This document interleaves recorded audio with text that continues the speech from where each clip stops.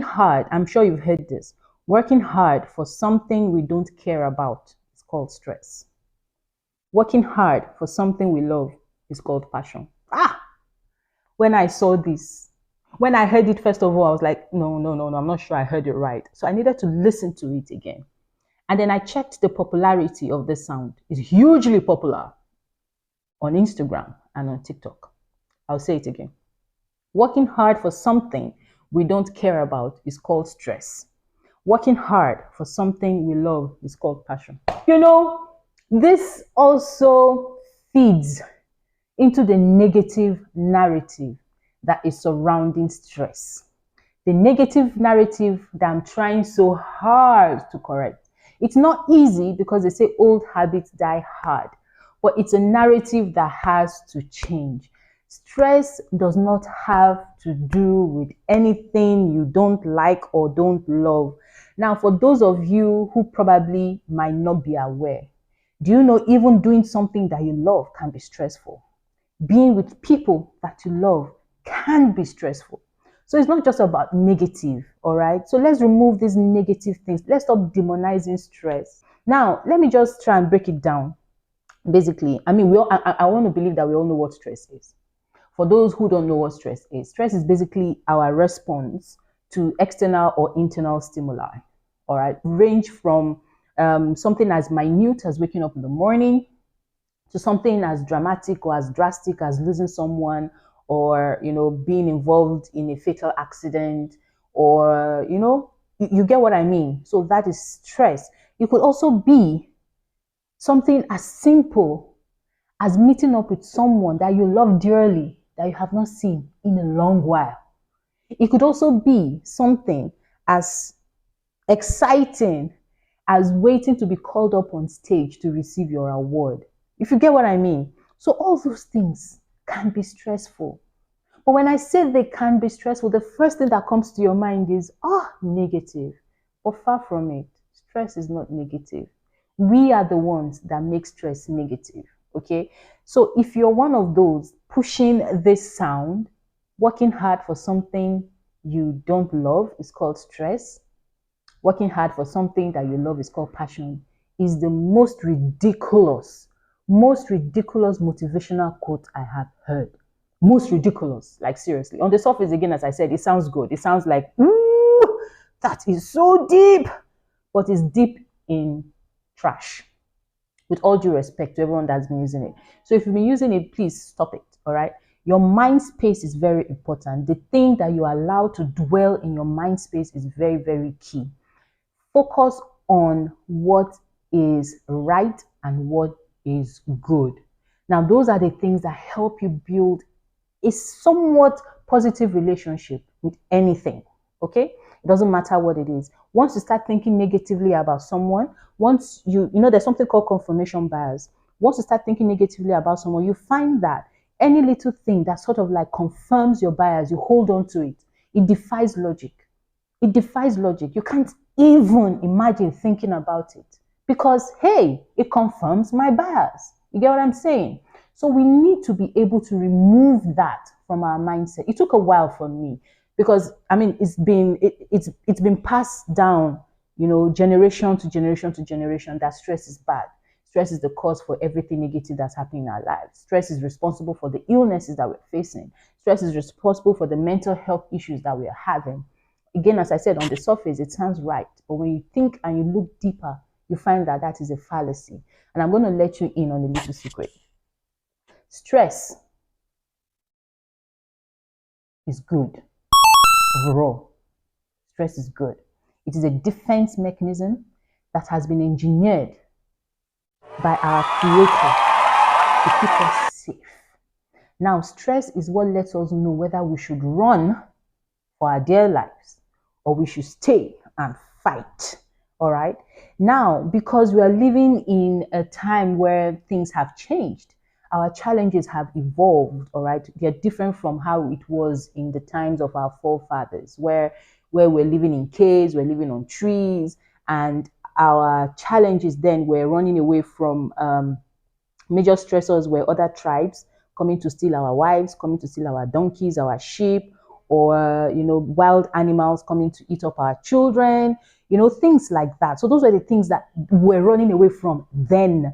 And then you find that the stress gave the people at that time the energy that they needed to run for their life. Now, if there was a need for them to stay and fight, that stress also made it possible for them to stay and fight. Stress is not negative. We are the ones that make it negative because we do not understand stress. So it's important for us to understand. I'm like, seriously, guys, once you realize what stress is, you're guaranteed to fall in love with stress. I kid you not. Because once you realize the huge benefits that stress offers you, your productivity, your physical well-being, your mental well-being, you'd actually embrace stress with your whole heart. I mean, that is what stress mastery is all about. That's why I frown over stress management. That's not a practice that is actually a practice that is dying out now, because stress mastery is a neuroscience backed theology, neuroscience backed practice that actually boosts your well-being. Now, if you ask yourself a question, if you've done any of the stress management classes, have you ever felt any relief from stress? Like, have you ever felt any relief, or you find that you keep going back and going back and going back? All right. The truth is, you cannot find relief from stress because stress is a constant part of life. You cannot run away from stress. You cannot reduce stress. Stress will always be there. Every second that you're alive, you are faced with stress. You're faced with stressful situations. It could be traffic. It could be someone who annoys you in a coffee shop. It could be your boss, calling you incessantly at night. It could be your spouse. It could be your children. It could even be you, unable to sleep or trying to decide what you're going to eat. Now, one thing you have to understand is you might not be able to reduce stress, but the thing is, you can reduce the effects of stress. And when we say reduce the effects of stress, we're talking about the negative effects of stress. And one key way that you can do that is by understanding what stress is and listening to the signs, understanding the signs that stress is giving you.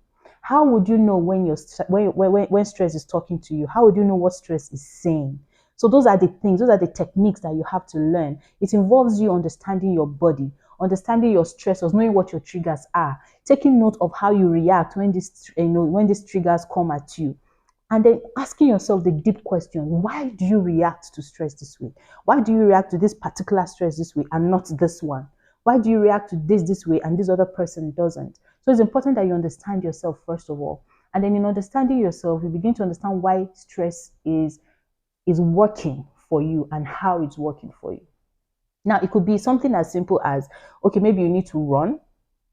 For instance, maybe you have a project. Let's talk about a project. You have a project that you need to work on, okay? And probably you've been delaying and delaying and delaying, and your body, your system is telling you, the cortisol is there because you keep thinking about the project. So you're stressed about it. But what your body is telling you is that you need to work on your project now. You need to work on it today, which means stay and fight, okay? But instead of staying to fight, what do? You run the opposite direction. You decide to take a rest. You decide to take a nap. You'll be like, oh, I'm tired, I'm drained, I can't do this. But are you really tired though? Or you're just running away from responsibility? You get what I'm saying? So those are the little things. And then these things begin to backfire because we do not tackle the project as at when due. And then we find we shouldn't, maybe at the last minute. And this puts us under immense pressure. Then we find that, we are having to deal with other effects of the stress. So that's just one example. Another example could be maybe running away could be, hey, it's time for you to take a nap. It's time for you to sleep. Just let it be. Just sleep. You've tried. But, for some of us, we are wired to think that rest is a sign of laziness. Rest is a sign of weakness. There's all these motivational quotes going around where people say that if you sleep a certain number of hours, that means you're destined to be poor or you're working towards poverty. So people think that and say, hey, no, we don't want that. So they don't rest when they ought to rest. And they find that they're pushing themselves to stay awake. In pushing themselves to stay awake, what do? They revert to energy drinks, they revert to fatty foods, they revert to immense carbohydrate-dense meals, all right? And while they're doing that, they are sedentary, all right? They are not moving, they are sedentary. And then you find that these things begin to take its toll, begins to take effect on our system. insomnia becomes a problem because now you have trained your body not to sleep. So it cannot sleep. Do you get it? And then your body is beginning to react to the unhealthy things that you have been pumping into it. And then before you know what's going on, you're gaining weight around your tummy area, around your waist area. You're complaining about your legs. You're complaining about headaches. You have fatigue. You're frustrated. And then it all boils down to, this stress will not kill me. Or is it stress though? Or is it you? So those are the things that we need to answer. We need to be very sincere with ourselves and open with ourselves. So run away from quotes that kind of like tend to sound woke, but really aren't, and are subtly tampering with your mental health, tampering with the strategies and the techniques and your intelligence, all right, your emotional intelligence. So working hard at something you don't like is not stress. Working hard at something you don't like is what it is. Working hard at something you don't like. You can be passionate about working on something you don't like. I don't like this job, but I'm passionate about working on it because at the end of the day, I'm going to get paid for it. Doesn't mean I love the job. You know what I'm saying? Now, I can love something and I can be passionate about it, but it can be very stressful. Why? Because I'm not getting the remuneration that I think I deserve from it. I'm not getting paid for it. So I'm just doing it because I love it. But I'm thinking of bills. I'm thinking of my debt. I'm thinking of, so many things. It's a twisted quote. It's rooted in deep fallacy. So if you're one of those that has been pushing that quote out, please stop it. You're not helping yourself. And you're not helping those who are listening to you as well. All right. So I just wanted to briefly touch on that. And if you have any questions regarding your health, regarding your wellness in the workplace, in your personal life, I'm going to talk. I think the next episode, I'm going to talk about weight because weight is a tremendous issue, right? Tremendous issue. Weight gain, weight management, weight loss, everything, and how stress comes to play a huge part in it. I'm going to talk about diet as well. Do you really need a diet that you're on for you to lose the weight or gain the weight?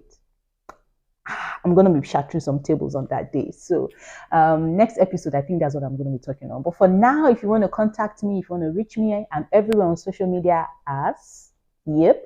So just follow me, hit me up, like my videos, engage with me, encourage this human being. I need to be encouraged. Not for external validation, but just encouragement to know that my work has some form of meaning and is making an impact. So please subscribe, turn on the notification bell so that once a new video comes up, you're notified immediately. And kindly share the link to your friends, to your loved ones, to your frenemies, to your community, everybody. I appreciate your support tremendously and may wellness follow you. Bye.